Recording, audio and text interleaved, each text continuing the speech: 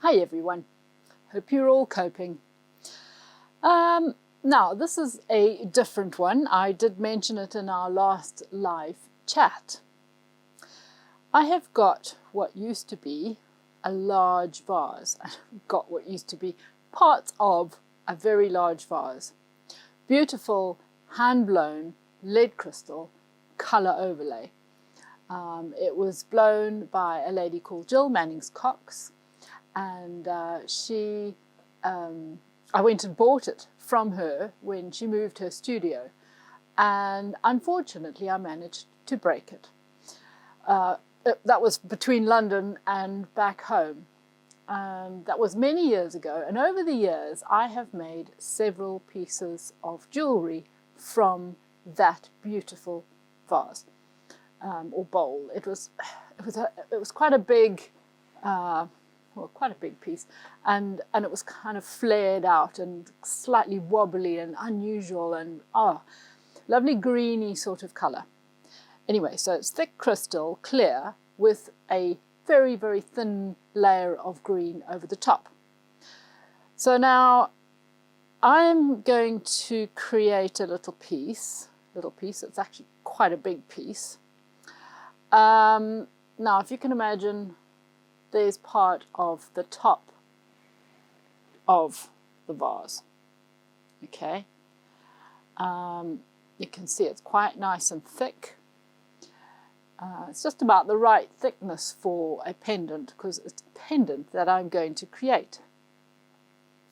And so what I've done is I have drawn quite roughly some random shapes.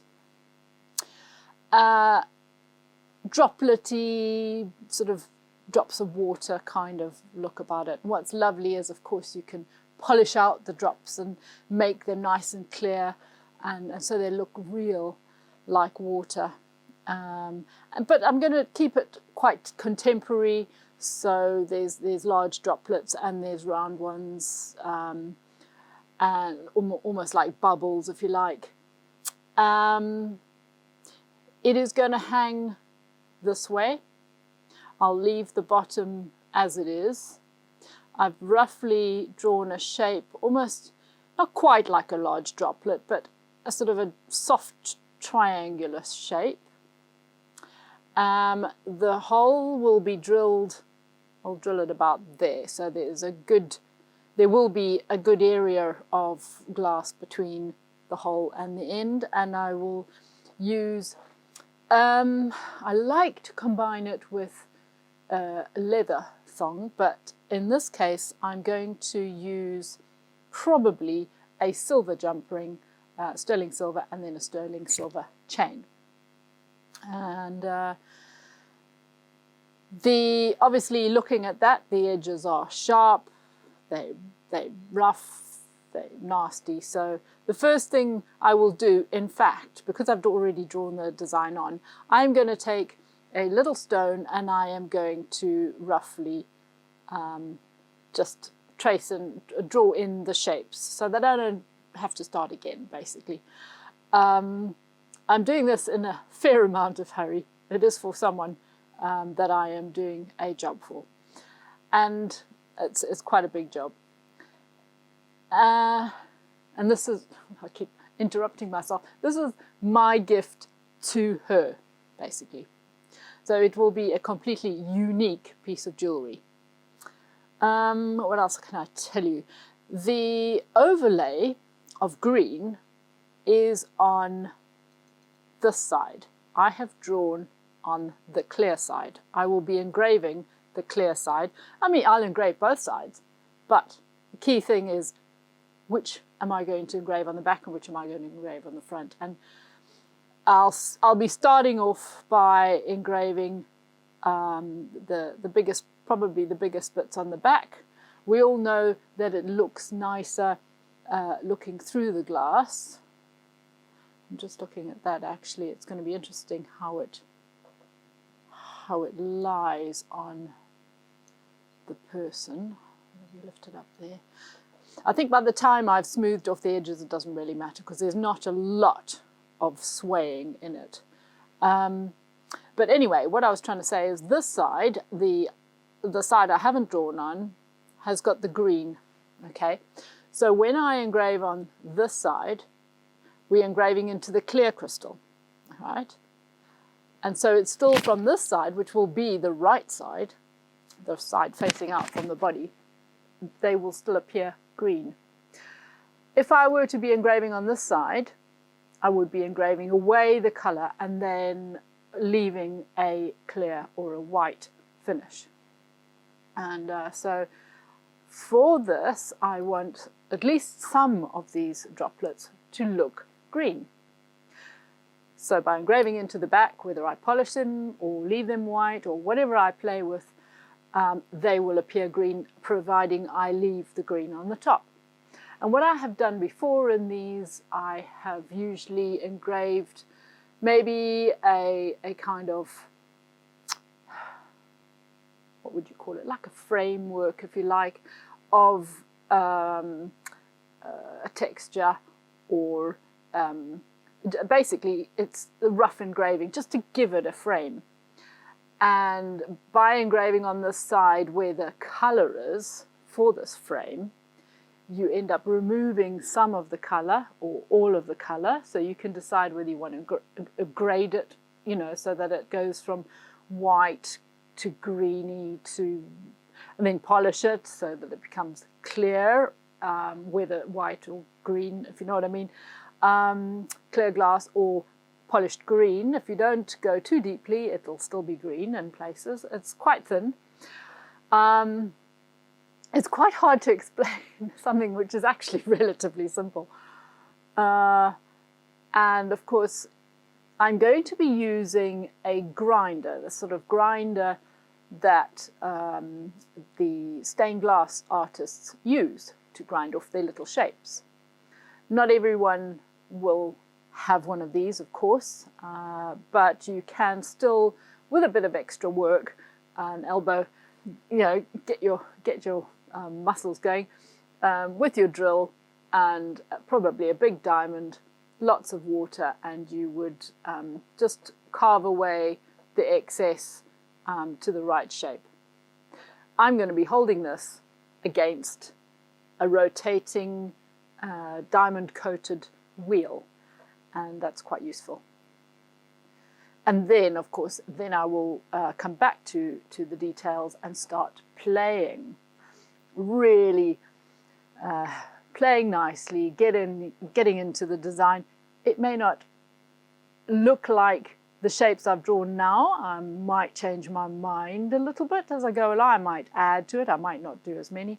Mind you, if I'm going to be doing the outlines now in stone, yeah, I'm going to be doing that anyway. Those shapes obviously are going to be what is going to stick there. And then I'm not sure what I'll be doing. It's one of those things where it will develop as you go. It'll just grow. It'll create itself, if you like. And I think it'll be rather fun. I've never filmed the making of my jewellery before, so you guys on Patreon are the first to see it. Okie dokes, I better move my camera so that you can see my funny little setup over there. Let's go. Enjoy.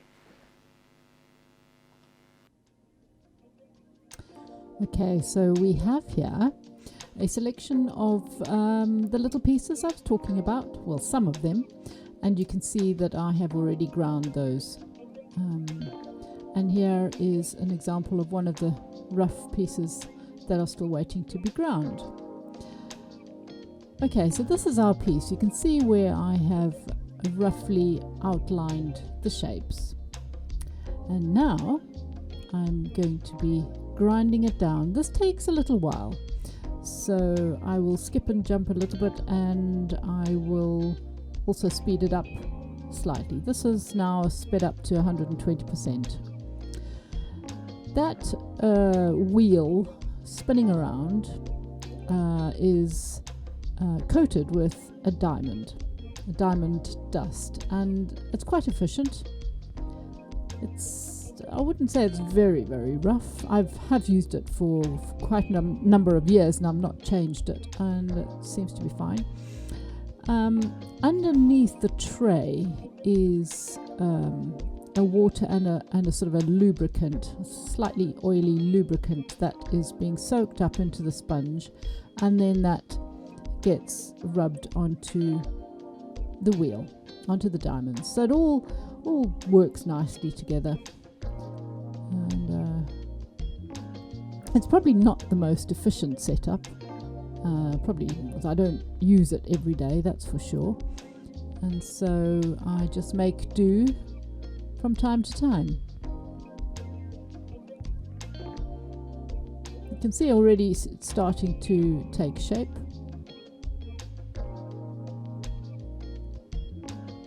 This is a more efficient way, obviously, than using a drill with diamonds and stones at this stage anyway.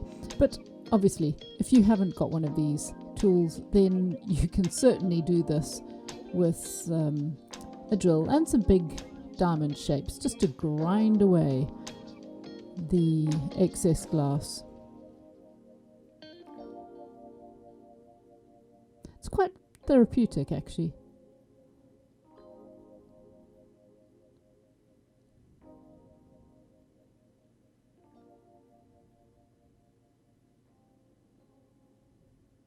I'll be turning it upside down because basically at this angle it's taking off obviously the most of it, and then it's the way I'm holding it, it is at a slight angle, and so when I turn it upside down then I'll be able to pick up the top. Oh, hello, you can see I'm wearing a mask and my glasses just for safety.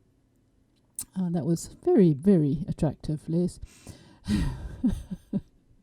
Anyway, so yeah, I'll keep grinding on this side, and then, as I said, I'll turn it upside down and I'll grind the other side so that the angle of it sort of evens out a little bit, and then flatten it sort of on the edge as much as I can.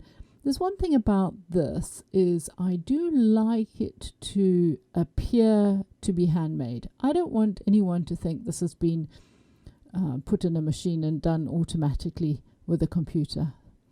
This is, I want it to look handmade, and I think it'll look quite nice. Well, I can picture it in my head. This is the main thing. You've got to be able to picture your work roughly in your head, because at the same time it is going to develop itself as we go along. I'm not really sure how I'm going to engrave it completely, but I've got the main idea in my head. Yep, it's coming. Things like that little dent, that little indent where those protruding droplets are, I can neaten them off if I feel like it at the time, with a rat's tail, for example. There is another burr that's quite useful as well, and I can't think of what it's called, but it's like a rat's tail, but it's slightly thicker, and it's got diamond coating all the way down, and that will carve into the glass. We will actually do a glass. I have said that I will do this at some point, a glass where I carve around the whole top, and that is jolly good fun as well. Anyway, that tool I use for that, as well as a rat's tail.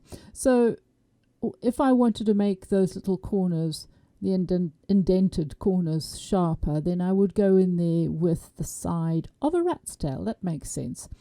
And make them like that. I mean, it doesn't matter whether I do or not with this piece, because it's going to, the droplets will be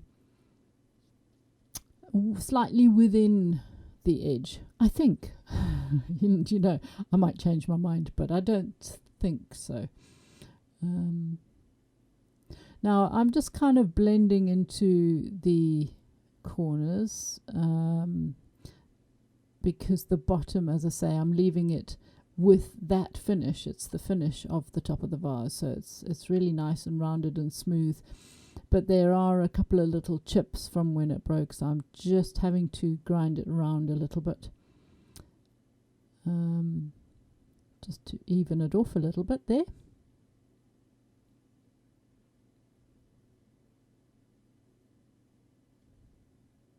You can see what I've got on the desk there, one of my little very delicious cullets waiting to be engraved. That's one of the smaller ones. I have got so many, and I've got some really large ones as well, just waiting.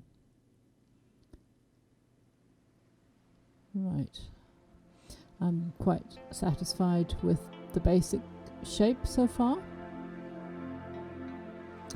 You can see that it's still quite rough, but the majority of the work is done for the shape of it. Now here I've got a pink stone. The pink stone, it's relatively smooth to the touch, nothing like a white Arkansas, of course, but it's not as rough as the really rough ones. You can see the light catching the little chippy bits on the edge. That, I think that's the edge of the colour overlay, because facing us is the side that has the colour, and there you can see then some little chippy bits, which I'm now trying to show you. The light is catching it, and so I'm just taking them, the worst of them, off anyway. It does leave quite a nice gentle finish for the moment that I can work with, because I am going to polish this back, and it just helps to smooth this into the shape that I'm more happy with. And as I say, I will be engraving into this side as well, and whether I do that framing idea or not, I'm not really sure yet. We'll play it by ear.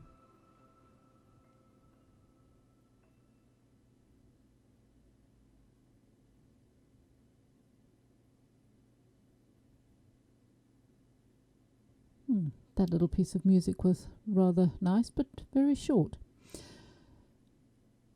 Okay. You could use water with this as well. But you know me, I tend to not use water when I'm using stones. You don't really have to. Again, I've got this sped up a little bit.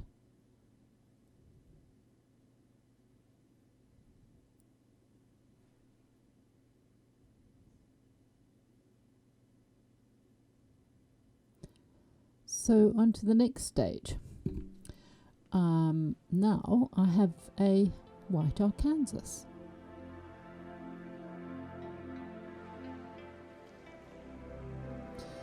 This is a gadget I bought ages ago, and I have never ever used it. But you fix it to your desk. You fix the you can put your drill into it and then hold it up against the drill, as I demonstrated there very, very briefly.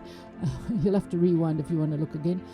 Basically, it's virtually setting it up almost like a little copper wheel, and you just run it against it, or a bit rather like the setup I have just been using. But I don't know, I find this really efficient. Very easy to move it around and get to the areas I want to engrave. I can see them clearly. And this, of course, as you know, the white Arkansas is a pre-polisher, and it is now smoothing it down that little bit more, giving a nice gentle effect.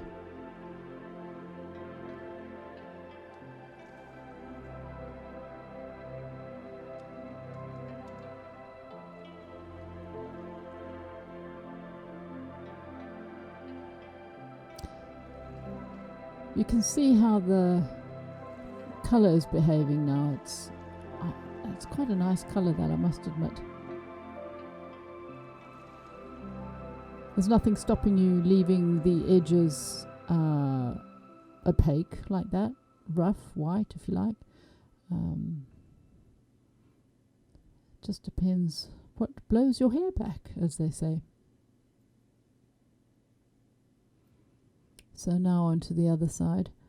And as I'm engraving the other side, this is the side that has got the green on it. And so coming into the area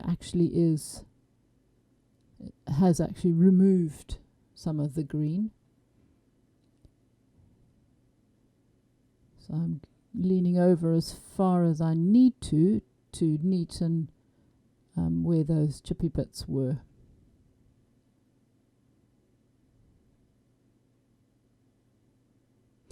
So now I have our great big rubber, and this rubber has got a lot of abrasive in it. It's quite a fancy tool, and it's going to do a pretty good job of polishing where I've run the white Arkansas on the edges.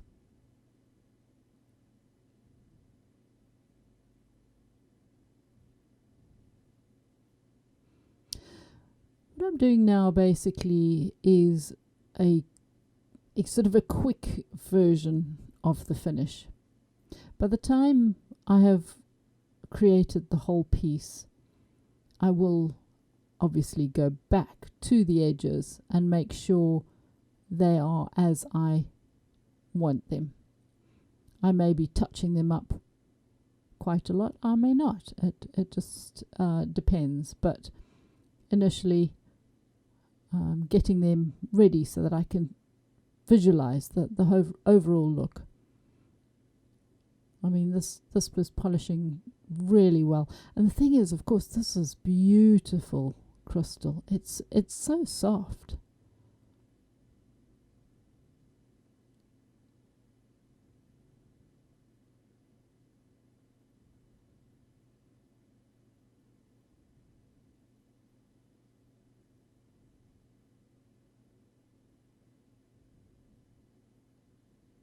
And again, I sell these rubbers, so just give me a shout if you're interested.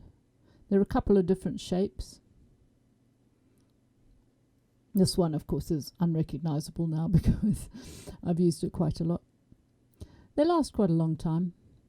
You've seen me use them before on their own on the glass. They create quite a bloom on the glass so that you can see that something is on the surface of the glass. Very useful.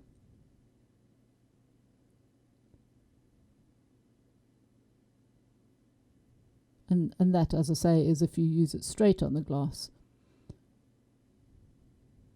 That hasn't got diamond or anything else underneath. I did have to give this a good wash because after using the other gadget, which had a lot of oil, it's a special oil in the water coming up, it covers your whole your whole glass in a sort of oily finish. So I gave it a good clean before I brought it over. Now I'm back to the white Arkansas because I hadn't gone down the center of the sides, and I'm just running that over the center.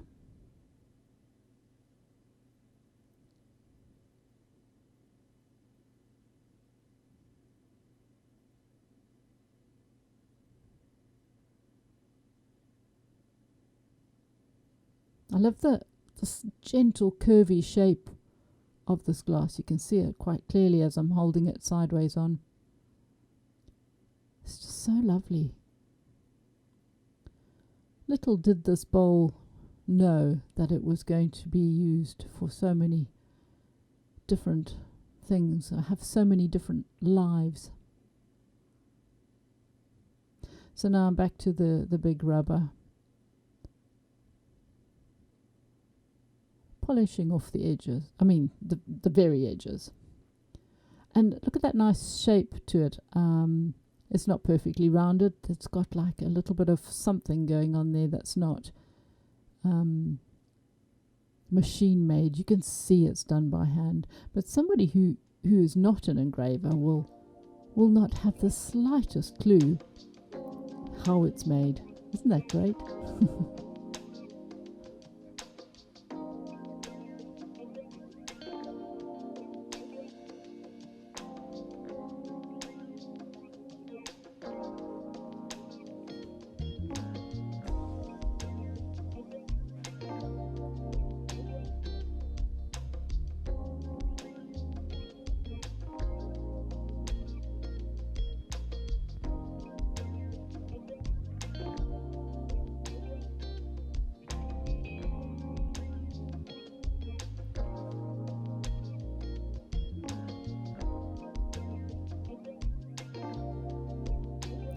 So in the next video, I'm going to be engraving, obviously, all the decoration.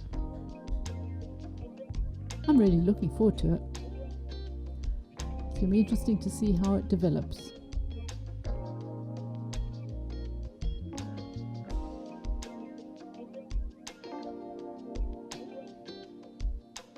And of course, the drilling of the hole.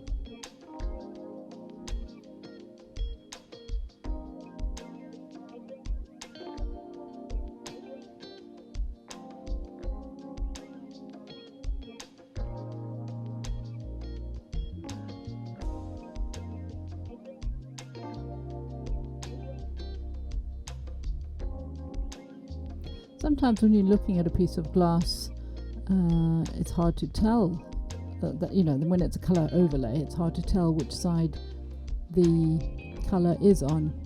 Sometimes I've literally had to take my headband magnifiers to see, and it's amazing. Isn't that fun?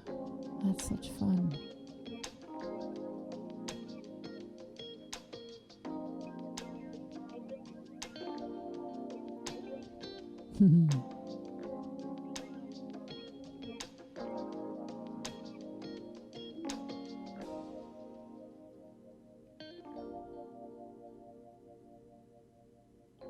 Thanks for watching. See you next time. Bye for now.